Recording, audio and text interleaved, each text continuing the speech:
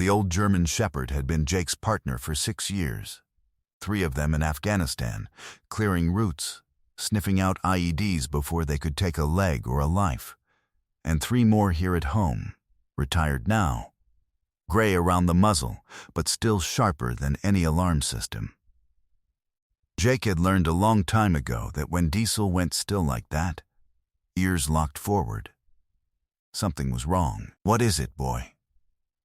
Diesel didn't answer, obviously. He just looked out the windshield at a white van idling 2 houses down, hazard lights blinking, and a man in a polo shirt with a clipboard walking up the cracked concrete path toward a small blue house with peeling paint and a sagging porch. Jake had passed that house 100 times on his way out of the neighborhood. He knew, vaguely, that an old man lived there alone. He'd seen him sometimes, watering a row of tomato plants in a coffee can, or sitting on the porch steps with a transistor radio, playing something tinny and old. He didn't know his name. He'd never had a reason to. He was about to put the truck in drive when Diesel did something he hadn't done since his last deployment. He barked, sharp, twice. Then, before Jake could grab the leash off the seat, the dog shouldered the door open and was out of the truck and moving. "Diesel, Diesel, get back here." But Diesel wasn't running away.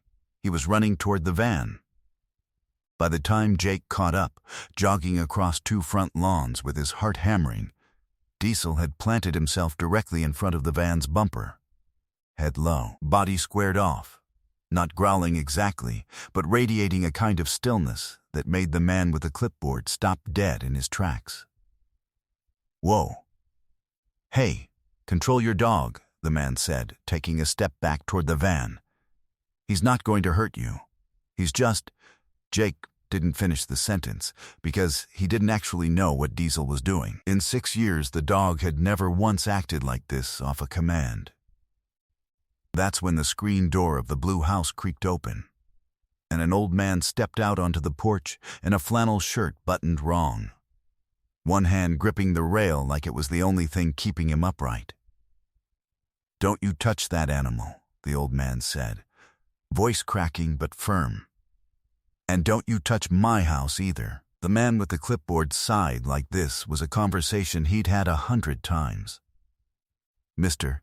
Higgins, I told you on the phone. This isn't personal. The bank processed the foreclosure in March.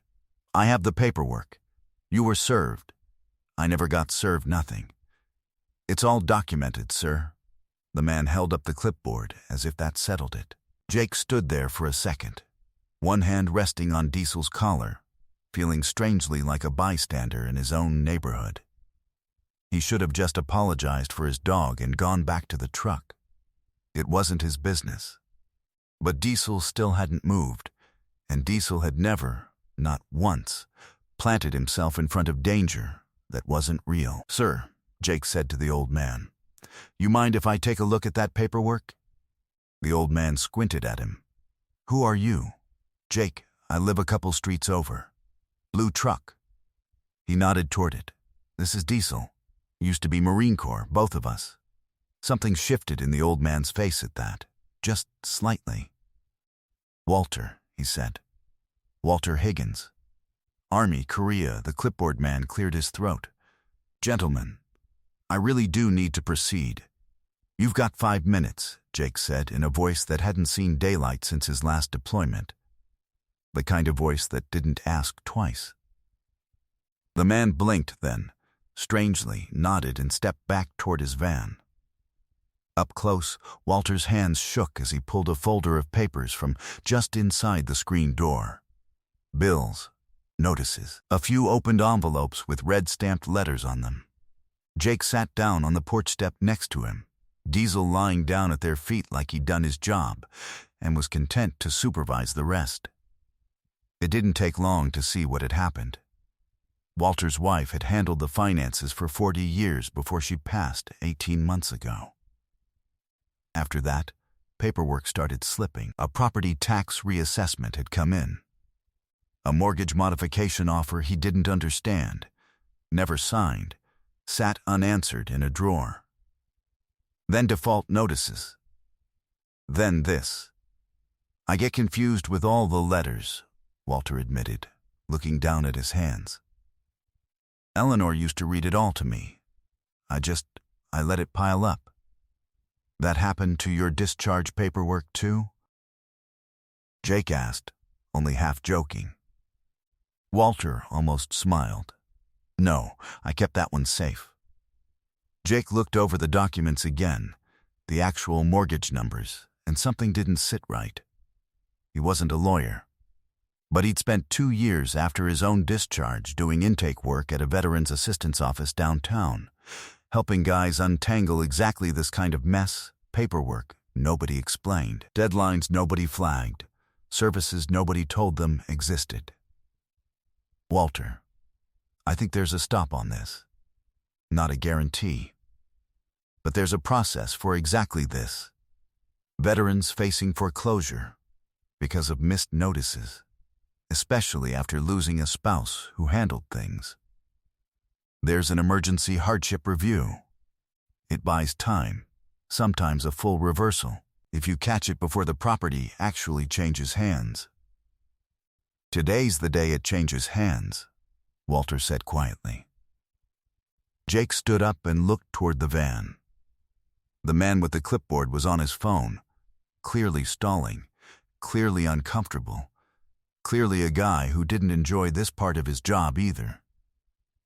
Then, we've got about 4 minutes, Jake said. He called a buddy from his old unit, a guy named Reyes, who'd gone into title and escrow law after the Corps specifically because he'd watched his own grandfather get steamrolled in a process just like this one. Reyes picked up on the second ring. Jake explained it fast. Korea-era veteran, widower, missed notices. Foreclosure crew on site right now. Put the agent on the phone, Reyes said. The man with the clipboard didn't want to take the call at first, until Jake mentioned the words wrongful foreclosure and veteran hardship statute in the same sentence, at which point he took the phone like it might be radioactive. Whatever Reyes said on the other end, it worked. The agent's face changed somewhere around minute 2. He started writing something different on his clipboard. By minute 4, he was back on the porch, considerably less sure of himself. There's a 60-day administrative hold I can file, he said, given the circumstances. It'll freeze everything while the hardship review goes through. I can't promise the outcome, but it stops today. Walter sat very still on the step, like he didn't trust himself to react yet. It stops today, Jake repeated, mostly for Walter's benefit. The van pulled away 10 minutes later. Empty. Walter didn't say much right away. He just sat there with his hand resting on Diesel's head, scratching behind one gray ear, and after a while he said, almost to himself, Eleanor would have liked this dog. Over the following weeks, it turned out to be more than just paperwork. Jake started stopping by, first to help sort through the rest of Walter's mail, then to fix a leaning porch rail, then just because Walter made good coffee and told good stories about Korea, and because Diesel, it seemed, had adopted him as a second post. The hardship review went through. The foreclosure was reversed entirely once the missed notices and the medical context came to light. The house stayed blue, tomato plants and all. Word got around the neighborhood the way it does. A guy 2 streets over noticed, told his wife, who told the next-door neighbor, until eventually a handful of local veterans started showing up on Saturdays, not for anything official, just to mow Walter's lawn, or sit on the porch, or listen to that same tinny radio. Jake never did figure out exactly how Diesel knew. Maybe it was nothing mystical at all. Maybe the dog just recognized the particular tension in a stranger's posture, the kind of tension Jake himself had once carried walking toward something that could go very wrong. Or maybe 6 years of watching for what humans missed had taught Diesel to flag exactly this. An old man, alone, about to lose the only thing he had left. Either way, Jake stopped questioning it. He just started paying closer attention whenever Diesel went still. Because some instincts, it turned out, didn't retire. They just waited for the next person who needed them.